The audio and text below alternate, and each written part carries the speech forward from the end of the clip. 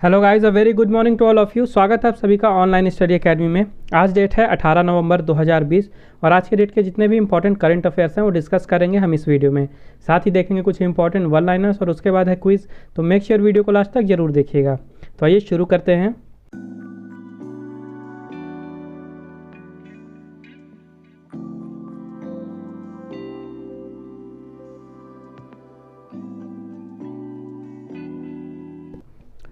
तो आज का पहला क्वेश्चन है, who has won the Linz open tennis tournament in women single category. महिला एकल वर्ग में लिंज ओपन टेनिस टूर्नामेंट किसने जीता है। तो अभी हाल ही में अरीना सबालेंका ने जीत लिया है 2020 का Linz open tennis tournament. Okay, Aryna Sabalenka, और ये कहाँ की हैं? ये हैं बेलारूस की, और इन्होंने फाइनल मैच में हराया है एलिस मार्टिन्स को। और बात करें वहाँ पे अगर डबल्स की, तो डबल्स में जीती हैं अरेंसा रस और उनके साथ ही तमारा जिदानसेक। ओके, तो सिंगल्स में जीती हैं अरीना सबालेंका और डबल्स में जीती हैं अरेंसा रस और उनके साथ ही तमारा जिदानसेक। तो ये जो लिंज ओपन है ये वुमेन्स टेनिस एसोसिएशन का इंटरनेशनल टूर्नामेंट है। ये होता है ऑस्ट्रिया में, ऑस्ट्रिया के लिंज में, इसीलिए इसे कहा जाता है लिंज ओपन। और इसकी शुरुआत हुई थी 2009 में। इसे खेला जाता है हार्ड कोर्ट में और इसको स्पॉन्सर किया जाता है जेनरैली ग्रुप के द्वारा।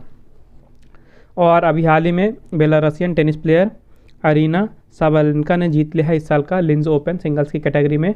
और इस मैच को जीतने के बाद जो सेरेना विलियम्स हैं, जिनका आपने नाम सुना होगा, टेनिस में काफ़ी फेमस प्लेयर हैं, वो टॉप 10 से बाहर हो गई हैं। WTA रैंकिंग की बात करें वो 11वें नंबर पे आ गई हैं। और वहीं अरीना सबालेंका की रैंकिंग की बात करें तो सिंगल्स में अब ये 9वें नंबर पे आ गई हैं और डबल्स में ये दूसरे नंबर पे हैं। नेक्स्ट क्वेश्चन है, on which of the following date national epilepsy day was observed. निम्नलिखित में से किस तारीख को राष्ट्रीय मिर्गी दिवस मनाया गया।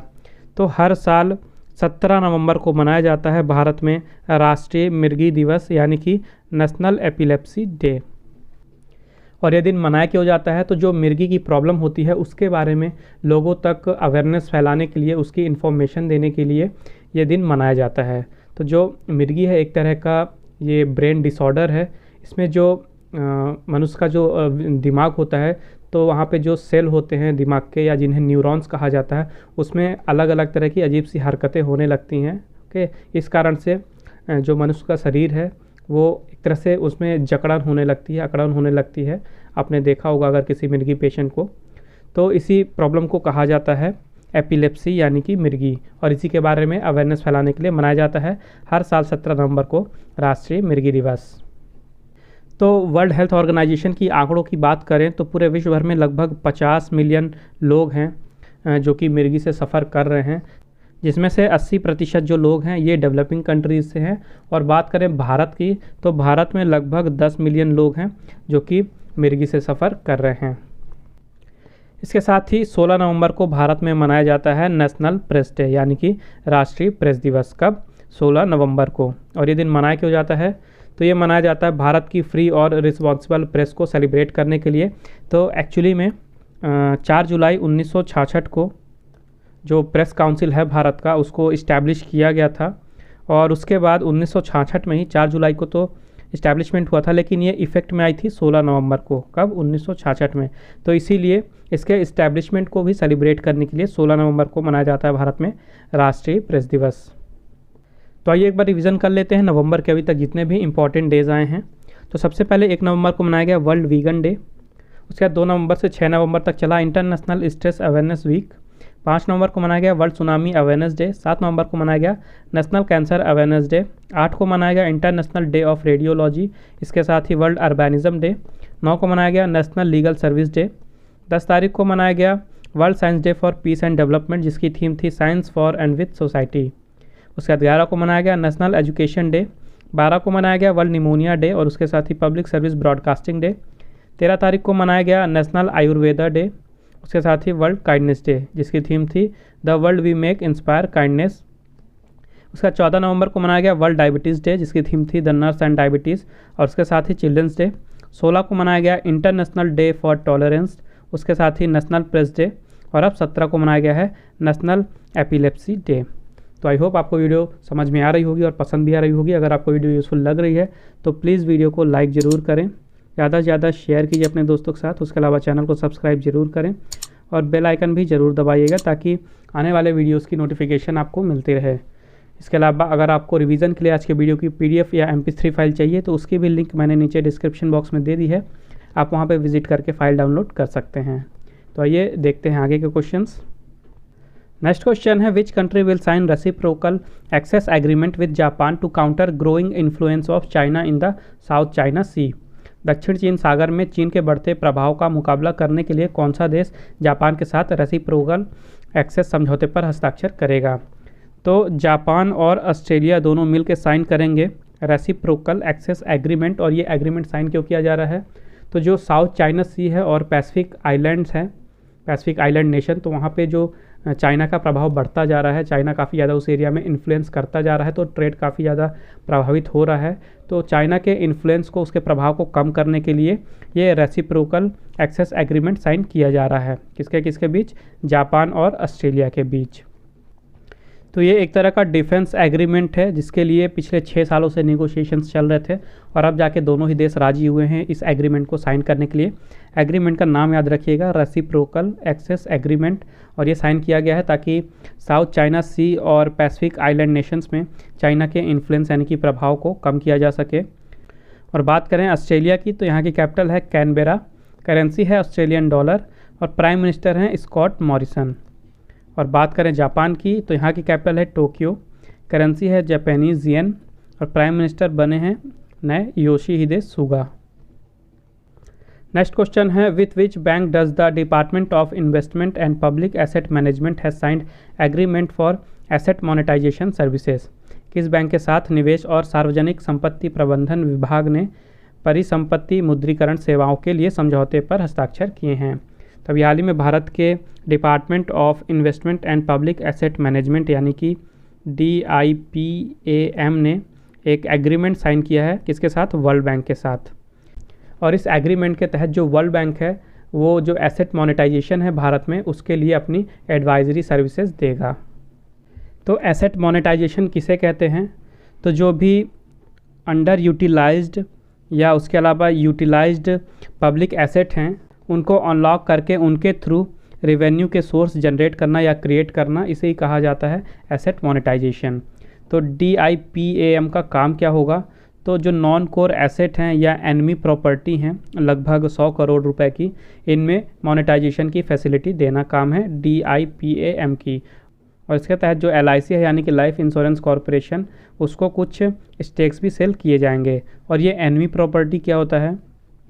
तो एक्चुअली में जब इंडिया और पाकिस्तान के बीच में वॉर हुआ था 1965 में और 1971 में, तो उसके बाद ऐसे पीपल्स जो कि इंडिया से माइग्रेट होकर पाकिस्तान चले गए थे, तो जो भारत का डिफेंस ऑफ इंडिया एक्ट 1962 है, उस एक्ट के अंडर में ऐसे पीपल्स जो कि माइग्रेट हुए थे इंडिया से पाकिस्तान, तो गवर्नमेंट ने उनकी प्रॉपर्टी सीज कर दी थी। और ये जो प्रॉपर्टी है ये गवर्नमेंट ऑफ इंडिया के पास है एनमी प्रॉपर्टी एक्ट के अंडर में। तो इसी साल 2020 के जनवरी में एक कमेटी बनाई गई थी जिसके हेड थे होम मिनिस्टर अमित शाह जी। उन्होंने एक कमेटी को हेड किया और उनकी अगुवाई में ऐसी लगभग 9400 एनमी प्रॉपर्टीज़ को डिस्पोजल किया जाना था। और भारत सरकार के आंकड़ों के अनुसार ये जितने भी प्रॉपर्टी थी 9400 एनमी प्रॉपर्टी, इनका जो टोटल वर्थ था ये था 1 लाख करोड़। और बात करें वर्ल्ड बैंक की, तो इसका स्थापना हुआ था 1944 में। इसका हेडक्वार्टर है वॉशिंगटन DC USA में। प्रेसिडेंट हैं डेविड R मालपास और यहाँ का मोटो है working for a world free of poverty. Next question है, which territory has been declared as the largest fully protected marine reserve of Atlantic Ocean? किस क्षेत्र को अटलांटिक महासागर का सबसे बड़ा संरक्षित समुद्री अभ्यारण्य घोषित किया गया है? तो अभी हाल ही में ट्रिस्टन डे कुन्हा को अटलांटिक महासागर का सबसे बड़ा संरक्षित समुद्री अभ्यारण्य घोषित किया गया है, यानी कि fully protected marine reserve of Atlantic ocean. और ऐसा किया क्यों गया है? तो ऐसा किया गया है ताकि ये जो ट्रिस्टन डे कुन्हा है, यहाँ के लगभग 90% जो वाटर की टेरिटरी है, यहाँ पे जो खनन होता है, माइनिंग होता है, उसके अलावा जो समुद्र की गहराई में फिशिंग होती है, उस पर रोक लगाया जा सके। तो एक तरह से इसके रिजर्वेशन का काम किया जा रहा है। तो इसीलिए इसको अटलांटिक महासागर का सबसे बड़ा संरक्षित समुद्री अभयारण्य घोषित किया गया है। और यह है कहाँ पे? ये है यूनाइटेड किंगडम में। तो जो ट्रिस्टन डे कुन्हा है ये अटलांटिक ओशियन में लगभग 6,87,000 स्क्वायर किलोमीटर के एरिया में फैला हुआ है। और जो यूनाइटेड किंगडम है उनका एम है कि जो पूरे विश्व भर के ओशियन है उनका लगभग 30% को वो प्रोटेक्टेड जोन में लाना चाहते हैं 2030 तक के लिए, 2030 के अंदर ही। तो इसी प्रोग्राम के अंतर्गत ये जो ट्रिस्टन डे कुन्हा है इसको as a protected zone declare किया गया है। और ये एक स्मॉल चेन ऑफ आइलैंड्स है, यानी छोटे छोटे आइलैंड्स का ग्रुप है। यहाँ पे लगभग 300 से भी कम ह्यूमंस रहते हैं। और ये लंदन से लगभग 6,000 माइल्स की दूरी पे है। कहाँ पे? साउथ अटलांटिक ओशियन में। नेक्स्ट क्वेश्चन है, who took oath as the chief minister of Bihar for the 7th term? 7वें कार्यकाल के लिए बिहार के मुख्यमंत्री के रूप में किसने शपथ ली? तो अभी हाल ही में नीतीश कुमार जी ने फिर से बिहार इलेक्शंस में जीत दर्ज की है और उन्होंने बिहार के चीफ मिनिस्टर के रूप में 7वें कार्यकाल के लिए शपथ ली है हाल ही में। तो ओवरऑल तो इनका ये 7th टर्म होगा, यानी 7वीं बार ये चीफ मिनिस्टर बन रहे हैं बिहार के। और अगर बात करें कॉन्जिक्यूटिव टर्म की तो ये लगातार 4थी बार बिहार के चीफ मिनिस्टर बनने जा रहे हैं। इसके अलावा इस साल बिहार में पहली बार 2 डिप्टी चीफ मिनिस्टर रखे जा रहे हैं। एक हैं रेणु देवी, और रेणु देवी जो हैं तो ये बिहार की पहली महिला डिप्टी चीफ मिनिस्टर बनेंगी। ओके, पहली महिला डिप्टी चीफ मिनिस्टर बनेंगी रेणु देवी जी। और दूसरे डिप्टी चीफ मिनिस्टर बनेंगे तारकिशोर प्रसाद। ओके, तो चीफ मिनिस्टर बने हैं नीतीश कुमार और डिप्टी चीफ मिनिस्टर बनी हैं रेणु देवी और उनके साथ ही तारकिशोर प्रसाद। और नीतीश कुमार जी का पार्टी का नाम है जनता दल। ओके, जनता दल के ये प्रेसिडेंट हैं, के पार्टी का नाम है जनता दल। और एक क्वेश्चन ये भी आता है कि जो चीफ मिनिस्टर होते हैं इनको अपॉइंट कौन करता है? तो चीफ मिनिस्टर को अपॉइंट करते हैं उस राज्य के गवर्नर। और वहीं बात करें प्रधानमंत्री की तो प्रधानमंत्री को अपॉइंट करते हैं भारत के प्रेसिडेंट। तो ये 2 पॉइंट भी याद रखिएगा। और बात करें बिहार की तो चीफ मिनिस्टर बन गए हैं नीतीश कुमार, गवर्नर हैं फागू चौहान और बिहार की कैपिटल है पटना। नेक्स्ट क्वेश्चन है, which ministry has launched SAANS campaign to reduce childhood pneumonia deaths?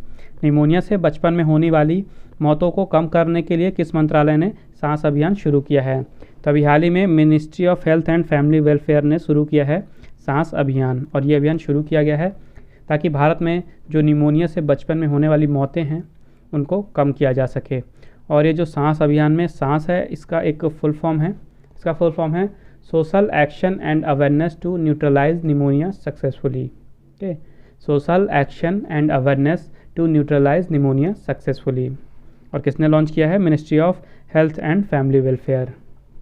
और अगर प्रेजेंट में बात करें तो भारत में निमोनिया से जो बचपन में मौत हो जाती हैं चिल्ड्रंस की, तो अभी ये आंकड़ा है लगभग 1,000 चिल्ड्रंस में 5 चिल्ड्रंस की मौत हो रही हैं बचपन में ही निमोनिया के कारण। तो भारत सरकार का ये टारगेट है कि 2025 तक ये जो आंकड़ा है 5 डेथ का पर 1000 चिल्ड्रंस में, इसको कम करके 3 डेथ पर 1000 चिल्ड्रन तक लाने का। कब तक? 2025 तक। तो इसी टारगेट के लिए ये इनिशिएटिव शुरू किया गया है सांस, यानी कि social action and awareness to neutralise pneumonia successfully. किसने लॉन्च किया है? Ministry of health and family welfare. तो इसके लिए 3 अप्रोच अपनाई जाएंगी, एक है प्रोटेक्ट, दूसरा है प्रिवेंट और तीसरा है ट्रीट निमोनिया। ओके, जो भी चिल्ड्रंस हैं उनको एक तो निमोनिया से बचाना, उनको प्रोटेक्ट करना है, उनको प्रिवेंट करना है, और जिसे निमोनिया है उनकी निमोनिया को ट्रीट करना है। तो इस कैंपेन के लिए सेव द चिल्ड्रन, यूनिसेफ और CHAI भी पार्टनरशिप में है ministry of health and family welfare के साथ। नेक्स्ट क्वेश्चन है, which country has shared the 8th BRICS science technology and innovation ministerial meeting? किस देश ने 8वीं ब्रिक्स विज्ञान प्रौद्योगिकी और नवाचार मंत्रियों की बैठक की अध्यक्षता की है? तो अभी हाल ही में जो ब्रिक्स है वहाँ के साइंस टेक्नोलॉजी और इनोवेशन मिनिस्टर की मीटिंग हुई है और इस साल ये 8th मीटिंग थी। और इस मीटिंग की अध्यक्षता की है, चेयरमैनशिप की है रसिया ने। ओके, 2020 की जो अध्यक्षता है ये रशिया के पास है ब्रिक्स की। ओके, तो इसीलिए इस मीटिंग की भी अध्यक्षता की है रशिया ने। और यहाँ पे भारत को रिप्रेजेंट किसने किया? यहाँ पे भारत को रिप्रेजेंट किया है भारत के हेल्थ और फैमिली वेलफेयर के मिनिस्टर हर्षवर्धन जी ने। Okay, doctor Harshvardhan. तो इस मीटिंग को ऑर्गेनाइज करा गया था ताकि जितने भी ब्रिक्स नेशंस हैं उनके बीच साइंस टेक्नोलॉजी के बीच में कोऑपरेशन को और भी ज़्यादा से ज़्यादा बढ़ाया जाए और भी ज़्यादा मजबूत किया जाए। ओके, इसकी अध्यक्षता की है रशिया ने। और इस मीटिंग में ब्रिक्स STI डिक्लेरेशन 2020 को अडॉप्ट किया गया है। और इस मीटिंग में एड्रेस करते हुए डॉक्टर हर्षवर्धन जी ने मेंशन किया जो उनके व्यूज़ हैं कोविड-19 पैंडेमिक को टैकल करने के लिए किस तरह से जो कोऑपरेशन है देशों के बीच में, ब्रिक्स नेशंस के बीच में, उसको किस तरह से और भी ज़्यादा बढ़ाया जाए, इस बारे में उन्होंने अपना व्यू रखा इस मीटिंग में। और जो ब्रिक्स है इसकी मेंबर हैं 5 कंट्रीज़ के नाम से आप याद रख सकते हैं। B for Brazil, R for Russia, I से इंडिया, C फॉर चाइना और S फॉर साउथ अफ्रीका। तो ये 5 कंट्री मेंबर्स हैं ब्रिक्स की। नेक्स्ट क्वेश्चन है which bank has partnered with PayNearby to launch new banking platform. किस bank ने new banking platform launch करने के लिए पे नियर बाई के साथ साझेदारी की है। तो अभी हाल ही में जो स्टेट बैंक ऑफ मॉरिशियस है उसका एक सब्सिडरी है भारत में जिसे कहा जाता है SBM इंडिया बैंक। ओके, तो इसी SBM इंडिया ने पे नियर बाई के साथ पार्टनरशिप की है भारत में न्यू बैंकिंग प्लेटफॉर्म लॉन्च करने के लिए। और ये न्यू बैंकिंग क्या होता है, तो न्यू बैंक ऐसे बैंक होते हैं जो फिजिकली जिनकी कोई भी ब्रांच नहीं होती है, ये टोटली जो है ऑनलाइन ही वर्क करते हैं। जितनी भी बैंकिंग सर्विसेज हैं ये सब कुछ ऑनलाइन ही इनके द्वारा प्रोवाइड कराई जाती है, इनका कहीं पे भी कोई भी फिजिकल ब्रांच नहीं होता है। तो ऐसे बैंक को कहा जाता है न्यू बैंक्स और इनके द्वारा जो सर्विस दी जाती है इन्हें कहा जाता है न्यू बैंकिंग। तो इसी के लिए एक प्लेटफॉर्म लॉन्च करेगा SBM इंडिया बैंक पे नियर बाई के साथ मिलके। और बात करें SBM बैंक इंडिया लिमिटेड की, तो इसका हेडक्वार्टर है मुंबई महाराष्ट्र में। इसके MD और CEO हैं सिद्धार्थ रथ। इसको ऑपरेशन में लाया गया था भारत में 1 दिसंबर 2018 को। और इसकी टैगलाइन है we make banking convenient for you. और जो नियो बैंक्स हैं इनके कुछ और भी नाम होते हैं, जैसे इन्हें ऑनलाइन बैंक भी कहा जाता है, इंटरनेट ओनली बैंक भी कहा जाता है, उसके अलावा वर्चुअल बैंक या डिजिटल बैंक के नाम से भी जाने जाते हैं नियो बैंक। तो ये नाम भी याद रखिएगा। नेक्स्ट क्वेश्चन है which country has approved golden visa to allow 10 year residency.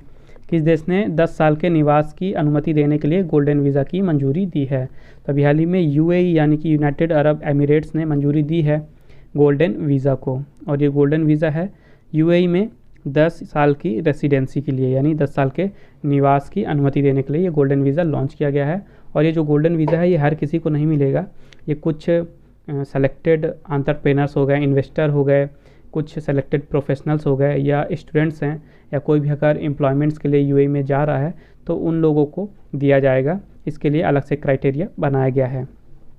तो यूनाइटेड अरब एमिरेट्स ने अप्रूवमेंट दिया है गोल्डन वीज़ा को। कितने साल की रेसिडेंसी के लिए? 10 साल की रेसिडेंसी के लिए। और बात करें UAE की, तो इसकी कैपिटल है अबू धाबी। यहाँ की करेंसी है UAE दिरहम। और यहाँ के प्रेसिडेंट हैं शेख खलीफा बिन जायद अल नहयान। ओके, शेख खलीफा बिन जायद अल नहयान। तो ये देख लेते हैं आज के इंपॉर्टेंट वन लाइनर्स। सबसे पहले है enforcements directorate director Sanjay Kumar Mishra tenure extended by 1 year. तो हाल ही में प्रवर्तन निदेशालय के निदेशक संजय कुमार मिश्रा जी का कार्यकाल 1 वर्ष और बढ़ा दिया गया है। नेक्स्ट है reserve bank of India imposes 1 crore rupees penalty on Punjab national bank for violating payment and settlement systems act 2007। भारतीय रिजर्व बैंक ने हाल ही में भुगतान और निपटान प्रणाली अधिनियम 2007 का उल्लंघन करने के लिए पंजाब नेशनल बैंक पर 1 करोड़ रुपए का जुर्माना लगाया है। Sonu Sood appointed as state icon of Punjab by election commission. Sonu Sood को चुनाव आयोग ने पंजाब का राज्य चिन्ह नियुक्त किया है। IRDAI gives approval for merger of HDFC Ergo health with HDFC Ergo general insurance.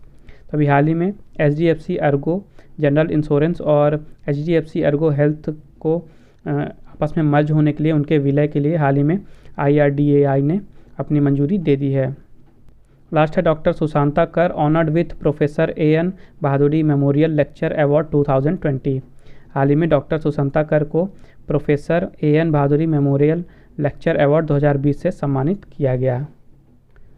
तो अब समय है आज के क्विज़ का। आज के क्विज़ का क्वेश्चन है, which country has become first in the world to officially withdraw from Paris climate agreement. Paris जलवायु समझौते से आधिकारिक तौर पर हटने वाला विश्व का पहला देश कौन बना है। तो मेक श्योर इस क्वेश्चन का आंसर जरूर दें कमेंट बॉक्स में। आइए देखते हैं कल का क्वेश्चन। कल मैंने आपसे पूछा था, who has been conferred the honorary rank of general of the Nepal army. Nepal सेना के जनरल के मानक रैंक से किसे सम्मानित किया गया है। तो इसका राइट आंसर था MM नरवाने। हाल ही में MM नरवाने जी को नेपाल सेना के जनरल के मानद रैंक से सम्मानित किया गया है। तो आज का सेशन यहीं समाप्त होता है। आई होप आपको ये वीडियो हेल्पफुल लगी होगी। अगर आपको वीडियो अच्छी और हेल्पफुल लगी है तो मेक श्योर वीडियो को लाइक कीजिए, शेयर कीजिए और चैनल को सब्सक्राइब कीजिए। अगर आपको आज के वीडियो का PDF चाहिए तो मैंने डिस्क्रिप्शन में टेलीग्राम चैनल की लिंक दे दी है। आप हमारे टेलीग्राम चैनल पे जाके आज का PDF डाउनलोड कर सकते हैं। उसके साथ ही आप फेसबुक में मुझे फॉलो कर सकते हैं ऑनलाइन स्टडी अकेडमी 20 पे, और आप इंस्टाग्राम में मुझे फॉलो कर सकते हैं online.study.academy सर्च करके। तो मिलते हैं कल फिर एक नए वीडियो में कुछ नए करंट अफेयर्स के साथ, और साथ में देखेंगे कुछ इंपॉर्टेंट वन लाइनर्स और क्विज तो होगा ही। तो मेक श्योर कल भी आप हमारे साथ इसी टाइम पे जुड़े। तब तक के लिए take care and thank you guys.